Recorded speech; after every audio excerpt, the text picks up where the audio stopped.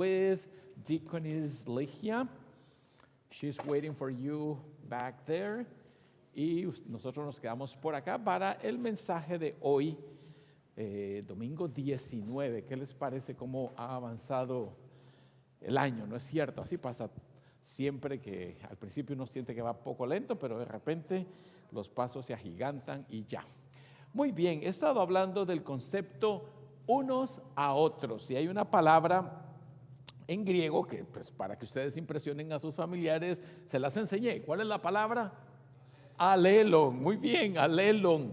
La palabra alelon aparece 59 veces en la Biblia, 59 veces, y la palabra alelon significa unos a otros. Y encontramos entonces 59 instrucciones o mandamientos que hablan de cuidarnos unos a otros, amarnos unos a otros, servirnos unos a otros, ayudarnos, etc. Son 59 mandatos, muchos de ellos se repiten, especialmente el mandato de amarnos unos a otros. Y en este pasaje de la epístola de hoy, la epístola a los Colosenses, a la cual me voy a estar refiriendo en ese mensaje, habla justamente de cuidarnos unos a otros.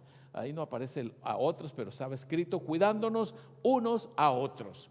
Es decir, es importante en una congregación, en la iglesia local, que busquemos cómo construir nuestra fe, apoyarnos unos a otros.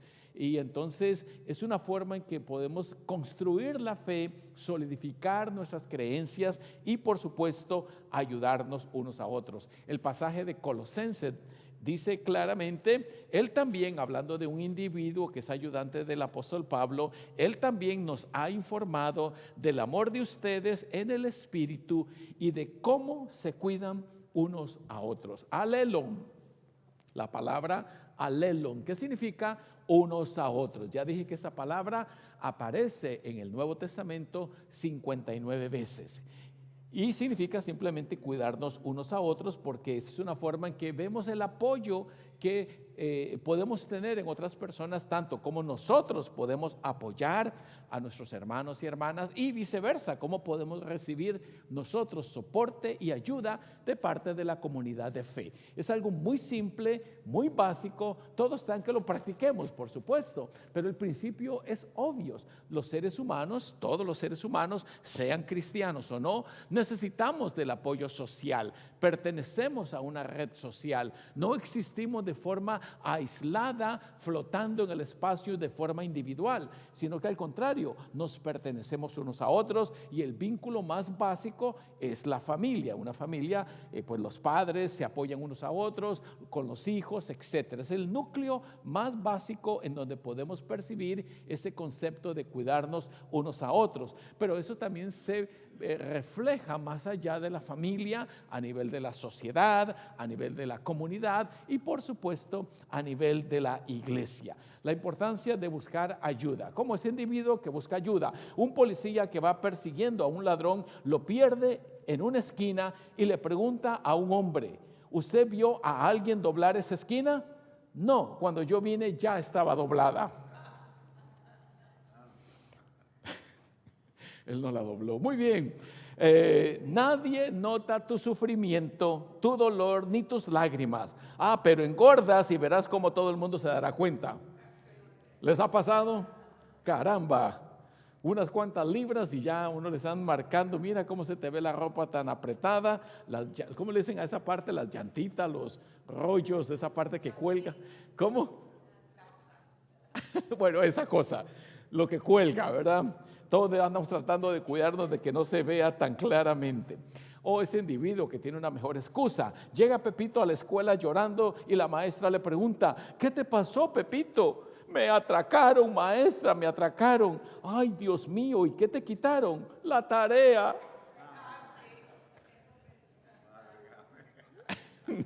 Súper. Así que bueno, no son los niños que podrían copiar esta idea, pero ahí se las dejo a ustedes. Cuidarnos unos a otros. Vean un principio. Recuerda que cuidar de ti es lo más importante para poder ayudar a los demás. Es muy simple, ya voy a desarrollar este concepto en un momento. Cuidarnos a nosotros es una forma que podemos cuidar a los demás. Ayudar nos hace felices y hace felices a los demás. Parece un principio tan elemental, tan obvio que podemos casi hasta darlo por sentado, pero muchas veces lo pasamos por alto. El cuidado de uno mismo es el primer paso para cuidar a los demás. Y yo creo que eso marca la diferencia, eso nos hace ser diferentes porque si manifestamos compasión, interés en las personas que nos rodean, eso marca una diferencia porque la mayoría de las personas vive centrada en sí misma, vive centrada en sus intereses y no diría yo de una forma egoísta, pero a veces de una forma de descuido, de no percatarnos de la importancia de que el mundo alrededor, aquellos que nos rodean, tienen para nosotros. Voy a hablar de la carta que se llama Colosenses, que yo sé que muchas veces es un poquito extraño los nombres para la mayoría de nosotros porque no estamos familiarizados con la cultura de hace 2000 años, pero se refiere a una ciudad llamada Colosas. Mire allá donde está casi como esa flechita apuntando, esa masa continental que se ve aquí donde está Colosas, es lo que actualmente es Turquía, que es una tierra bien interesante de visitar. Fue una tierra cristiana por más o menos 1200, 1300 años, que fue conquistada por los turcos y la convirtieron en una tierra musulmana. Actualmente es un país musulmán, aunque es uno de los países musulmanes más liberales del mundo actualmente. Entonces, solo para que tengan una idea, y entonces en esta masa continental que hoy es Turquía, tenemos varias de las iglesias en donde el apóstol Pablo trabajó. De hecho, él es el fundador de la mayoría de las iglesias que surgieron allí, como la iglesia a los Gálatas, de la cual hablé la semana pasada, que se llama la ciudad de Galacia, que sería allá en el norte de esa masa continental que llamamos Turquía. También se le llama Asia Menor a esa parte por diferentes razones, evolución histórica, política, guerras y todo eso. Fue cambiando el nombre, pero de todas maneras en una orillita aquí al sureste tenemos entonces la ciudad llamada Colosa. De hecho, de ahí viene la palabra colosal. Cuando uno dice que fue una presentación colosal, etcétera, de ahí viene de la ciudad de Colosas. Entonces el apóstol Pablo sembró o plantó varias iglesias en esa área y una de ellas fue la iglesia a los colosenses, la ciudad de Colosa. Y entonces cuando él se marchó, se suscitaron algunos problemas internos como a los 2 o 3 años, y entonces el apóstol Pablo escribe la carta que hoy tenemos en la Biblia, que se llama la carta a los colosenses.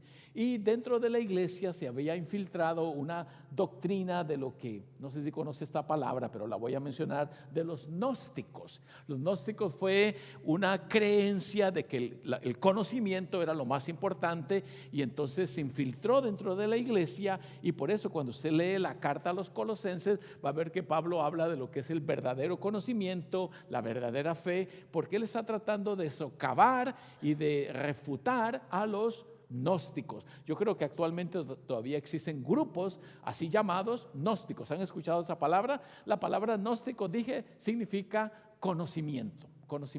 Solo que los gnósticos lo enfocaron de una forma un poquito extraña. No voy a hablar de los gnósticos hoy, pero la carta, si usted la lee en su totalidad, se va a dar cuenta que muchas veces hace referencia al conocimiento, al verdadero conocimiento, para refutar, como dije, a los gnósticos. Así que esto valga la aclaración de por qué tenemos hoy una carta llamada a los colosenses. Entonces, aquí tenemos el pasaje que estamos tratando de explicar. Dice, él también, hablando de un individuo que era ayudante de Pablo, nos ha informado del amor de ustedes en el Espíritu y de cómo se cuidan unos a otros. Noten ahí el pasaje importante que estoy enfatizando, la palabra alelon, cómo se cuidan unos a otros. Y entonces comienza diciendo en su relato, damos gracias a Dios nuestro Padre, recordándole siempre, porque hemos oído de su fe y del amor que tienen por todo el pueblo de Dios. Noten cómo el concepto de amor, amarse unos a otros, sigue recorriendo, digamos, la carta. Y aquí viene un detalle interesante, que ese verdadero amor y ese cuidado de unos con otros lleva mucho fruto. Miren que aquí les subrayé ese concepto. Y así como el mensaje está llevando fruto y creciendo. Parte de la vida cristiana es crecer, es madurar, no quedarse estancado y paralizado. Yo creo que todos nosotros vemos en la naturaleza cosas obvias de que uno debe crecer, madurar, expandirse, como cuando un simple niño, un bebé, uno lo ve en sus diferentes etapas, cómo va creciendo. Eso es lo que uno esperaría en el carácter y en la moral, la conducta. Entonces aquí dice esta carta de que el mensaje está llevando fruto y creciendo entre ustedes desde el día que lo oyeron y lo recibieron con fe. Y aquí viene el informe, no se lee muy bien, pero ahí está, dice, él también nos ha informado. Aquí él se refiere a un ayudante de Pablo, que es el que lleva la carta. Recuerden que antes no había correo, camiones, ferrocarriles, ni nada de eso, sino que Pablo le daba la carta a un individuo y ese individuo iba hasta la ciudad de Colosa, quizás recorría miles de millas, cientos de millas, hasta llegar a la ciudad y entregaba personalmente la carta. Y ese individuo aparece, su nombre aparece en la carta. ¿Alguien lo distinguió cómo se llamaba ese ayudante de Pablo? Ahí aparece, se llama Epafras. Es un nombre un poquito extraño, no le recomiendo que le ponga a su hijo, su hija Epafras, pero bueno, son nombres extraños para nosotros. En ese tiempo eran nombres comunes. Ahí aparece el nombre Epafras, que es ayudante, dice Pablo, y colaborador mío.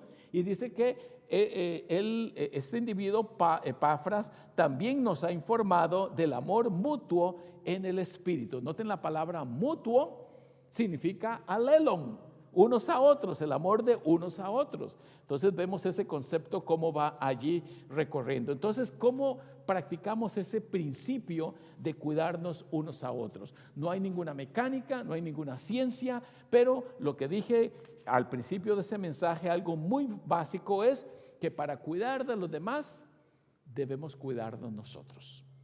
Parece muy elemental, pero si nosotros nos cuidamos física, emocional y espiritualmente, podemos ser más efectivos y eficaces a la hora de ayudar a otros. ¿Y qué implica ese cuidarnos uno mismo? Bueno, tiene que ver con nuestro crecimiento moral, espiritual, nuestra lectura, la forma en que alimentamos la mente y el corazón para poder crecer, la forma en que estamos más entrenados física y emocionalmente para cuidar a los demás. Eso no es egoísmo. De hecho, el principio bíblico es que amemos a los otros como nos amamos a nosotros mismos. Así que ese amarnos a nosotros mismos implica un autocuidado. Y el otro principio que brevemente les describo es un servicio desinteresado por el prójimo. Lo he venido diciendo varias veces. Esto abarca muchas cosas, pero ese servicio desinteresado tiene que ver con buscar y promover el bien de los demás. Todo aquello que promueve el bienestar de mi prójimo, lo que le ayuda a sentirse mejor, a estar mejor, si buscamos su bienestar, eso es amar al prójimo. En pocas palabras, debemos aprender a cuidarnos unos a otros si queremos de verdad ser efectivos en la vida cristiana aquí en la iglesia. Y ahora que la paz de Dios, que sobrepasa todo entendimiento, guarde sus corazones y mentes en Cristo Jesús, Señor nuestro. Amén. Nos ponemos de pie para